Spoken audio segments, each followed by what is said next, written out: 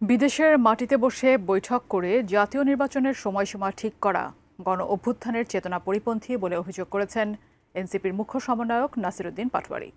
তিনি বলেছেন, সরকার ও বিএনপি এক হয়ে জনগণকে পাশ কাটিয়ে সিদ্ধান্ত নেওয়ার চেষ্টা করছে।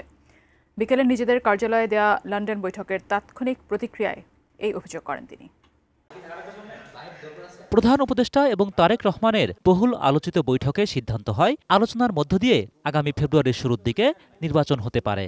বৈঠকের এমন ফলাফলে গণমানুষের আকাঙ্ক্ষার প্রতিফলন হয়নি বলে অভিযোগ করেছেন এনসিপির মুখ্য সমন্বয়ক নাসিরউদ্দিন পাটোয়ারী। শুধু একটি দলকে খুশি করার জন্য নির্বাচনী সড়কে বাংলাদেশকে নিয়ে যাওয়া হচ্ছে।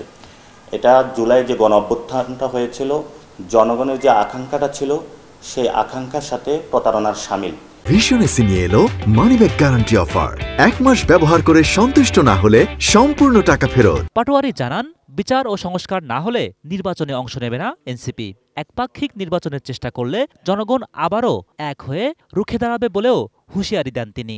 নির্বাচনে যদি জনগণের আকাঙ্ক্ষাটা প্রতিফলিত না হয়, আগেও কিন্তু নির্বাচন হয়েছিল জনগণকে পাশ কাটিয়ে, জনগণের আকাঙ্ক্ষাকে পাশ কাটিয়ে, এবং অনেককে গুম করা হয়েছিল, খুন করা হয়েছিল। তো আমাদেরকেও যদি গুম করা হয়, খুন করা হয়, জনগণকেও যদি এই ধরনের অত্যাচার চালানো হয়, এটা বাংলাদেশে অতীতেও সম্ভব হয় না, ভবিষ্যতেও সম্ভব হবে না। এনসিপির একাধিক নেতা মনে করেন, একটি দলের সাথে বৈঠকে নির্বাচন সম্পর্কে সিদ্ধান্ত নেওয়া দেশের জন্য অশনি সংকেত। একটি দল বা একক ব্যক্তির সাথে আলোচনা করে জাতীয় বিষয়ে সিদ্ধান্ত নেওয়াটা একটি অশনি সংকেত, কারণ রাষ্ট্রটা এক ব্যক্তি কিংবা এক দল কেন্দ্রিক না।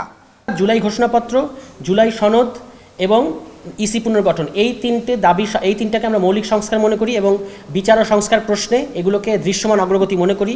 এর সাপেক্ষে যদি ডিসেম্বর থেকে জুনের মধ্যে যে কোনো ডেট সকলে আলোচনা মিলে ঠিক করা যায়, সেটাতে আমাদের কখনো আপত্তি ছিল না, এখনো আপত্তি নাই। সরকার বিএনপিকে খুশি করতে ব্যস্ত বলেও অভিযোগ করেছে এনসিপি। একটা দল জয়ী হবে, তারপর তার সংসদে গিয়ে আপনি এই আইন সংশোধন করবেন, নাকি সংশোধিত আইনের ভিত্তিতে নির্বাচন হবে? এটা একটা গুরুত্বপূর্ণ প্রশ্ন। Zahid Hossain, ATN news, Dhaka.